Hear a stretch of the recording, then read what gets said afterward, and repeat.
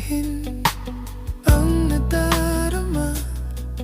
Araw-gabi ikaw ang hinahanap at tinatawag ng puso. Naririnig mo pa,